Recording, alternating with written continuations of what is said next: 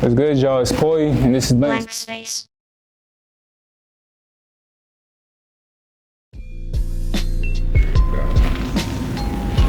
Who are you? My name is Mpoyi. I'm an artist to all things, I like to say. A creator, designer, producer, director, model. Yeah, a designer to all things, an artist to all things, I mean. Describe Mpoyi's 5-year-old imagination.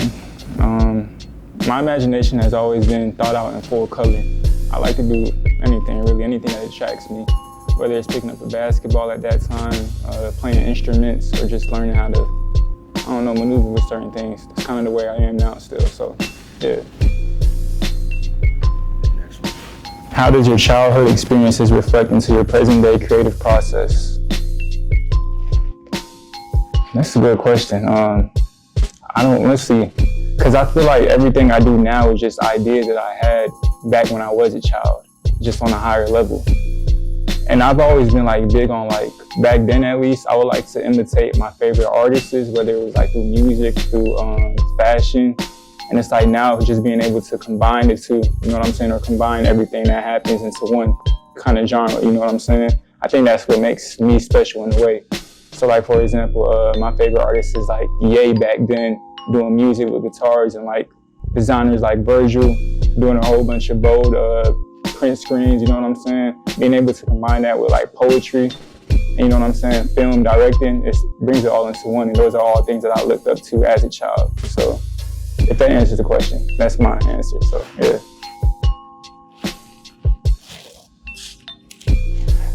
What do you think Air Force Ones mean to the culture? It's funny because I've always been a Vans person rather than Air Force Ones. But I mean, Air Force One's cool, G-Fazos, cocaines. That's what we call them, at least in Stone Mountain. But they've done a lot. They've been here since I think they started popping off early 2010s, really, in uptown New York. But we started off with the mid-top forces, if y'all really remember those.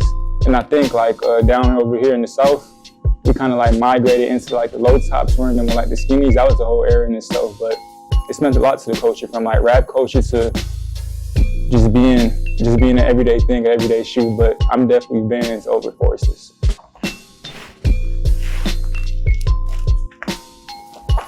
What does an Air Force One mean to you? Let's see. What does an Air Force One mean to me? I've only had one pair of Air Force Ones in my life. They mean, I don't know, because it's a shoe. I don't want to make it seem like it's just another shoe, because it's really a staple shoe. Air Force Ones are cocaines, G-Fazos. That's all I can say.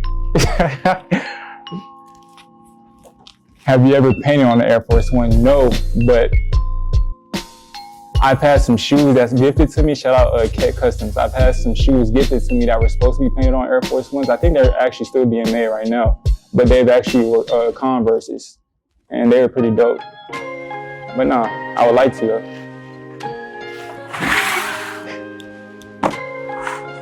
So what we got in here? Appreciate you. Appreciate that. I can go ahead and open them. Take them out. Ah, shit. G-Fazos. Cocaines. We painted today, for real.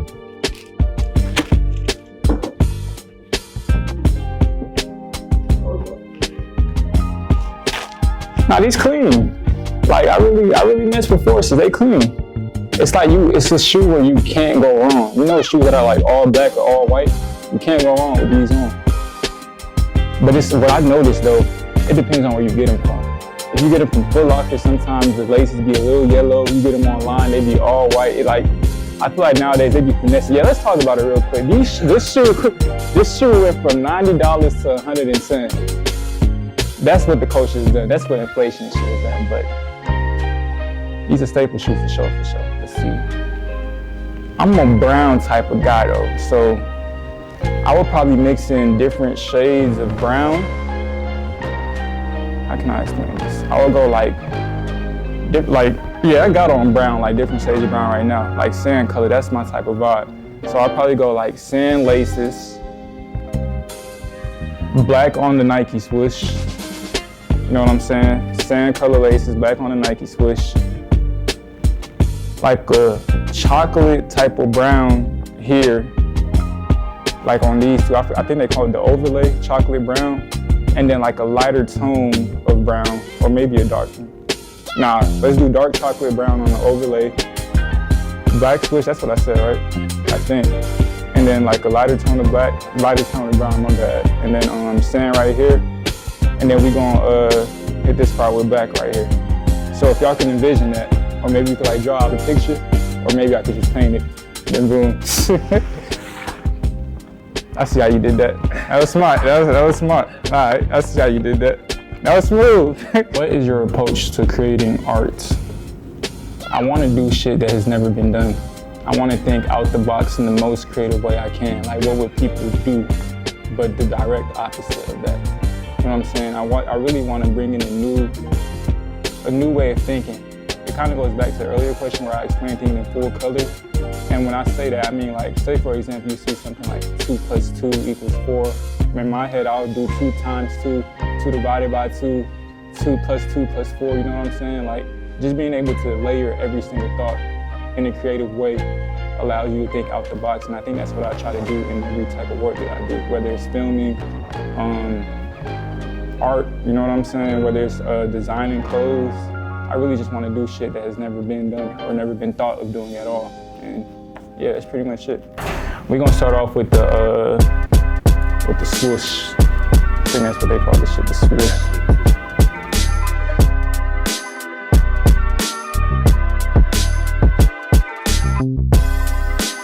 We're gonna fix that real soon, hold on. Would you consider modeling an art form? Yeah, of course, because you're bringing a vision to life, and you're an essential piece to that, you know what I'm saying? That's as straightforward as I can get with that answer, really, you know. It's part of the vision, and you're the focal point of that vision.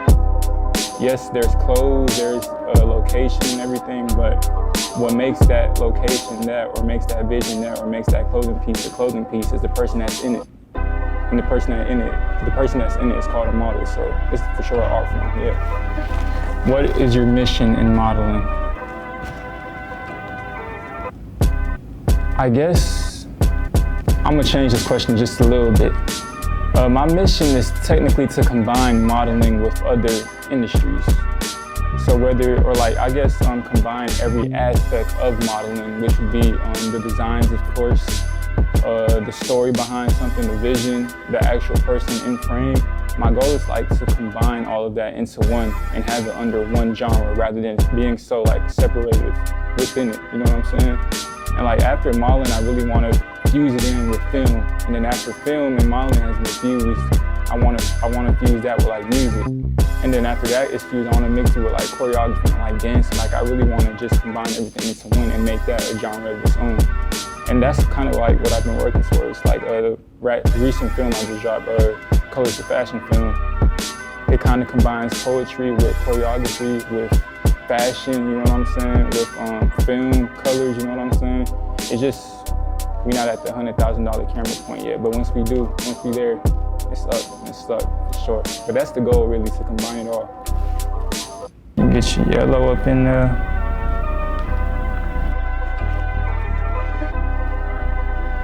And you know what's crazy? I should have brought this up earlier too when the question was asked. But as a child, I generally didn't know what I wanted to do, like passion-wise.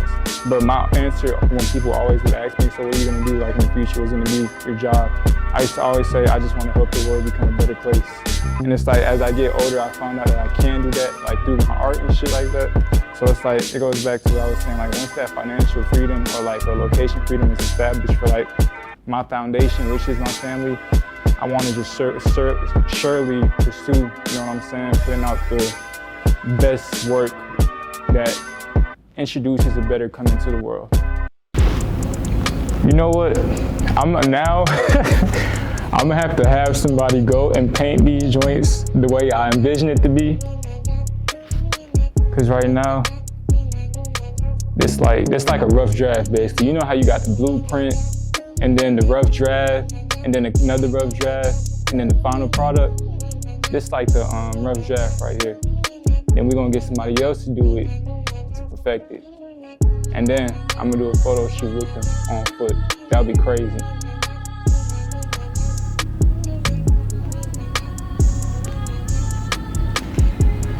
Bow, hello. Talk to me. Picasso. Hold on, I snapped on this goddamn switch just now. I feel like people about to see this and start roasting me, man. How did you get into modeling?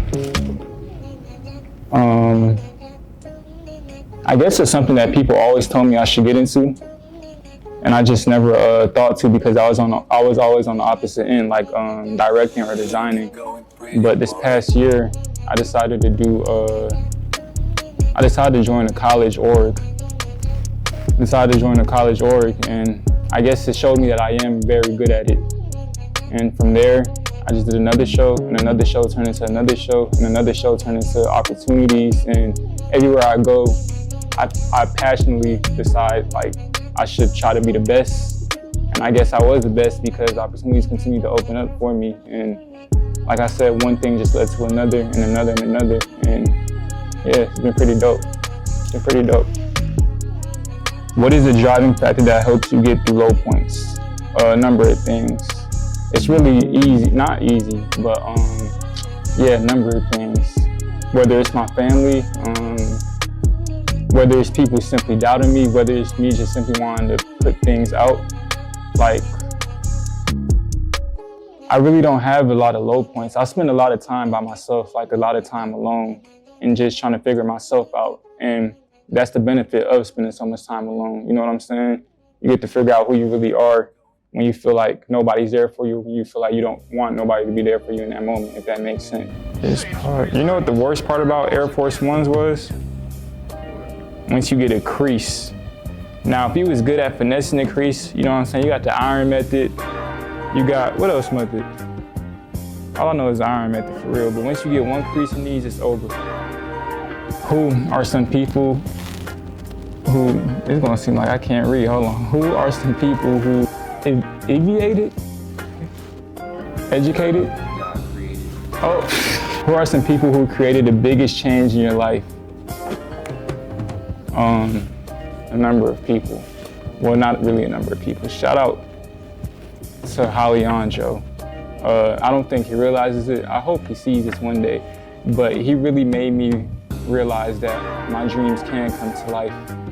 And he was one of the people that basically told me that like, you're the future already of what you're trying to do. And like, he's always reiterated to me that I'm on a great path and like my future is very bright. And seeing somebody that already has, I guess, somewhat of what you're trying to aim for, tell you that and help bring it to life. Like, I remember the last campaign I did with him, he just literally told me, you're finna be a star. You know that, right? And like, certain things like that, it really means a lot. Another person is my guy, Amenhotep. He's helped me see life in a different way, kinda, you know what I'm saying? Like, being able to not only, I guess, refrain on like the physical aspect of things, but being able to see things deeper for what they are. And that helped me a lot. Besides that, of course my family. I'm gonna always run back to them, but my family has always just been there for me. My brothers, my older brother, he's always been there and told me he's had my back and has shown me he's had my back. So yeah, they've really created the biggest change in my life for sure. And I'm still working on those changes to get to them. So it's all gonna come in full circle, but those are some of the people that have for sure created the biggest change. That's all right, she saucy. We don't call these the Air Force One breadwinner, Mpoyis. You know what I'm saying? Mpoyi ones, breadwinner. Cause we breadwinners, and on top of that, the color of bread is brown/gold. About hello. Get into the cheese, with the shoes on, with the kicks. Nike, let's do this some years from now. Let's bring this to life for real. What is one thing you want to tell yourself 5 years from now? 5 years from now, I'll be 25. Mpoyi, you always knew this would happen. Congratulations, you were right. You always were right since a kid, and now people around you have realized it and you're able to affect the world in a positive way. Congratulations, Mpoyi. You've done it and you're still doing it, so continue to keep going. Proud of you.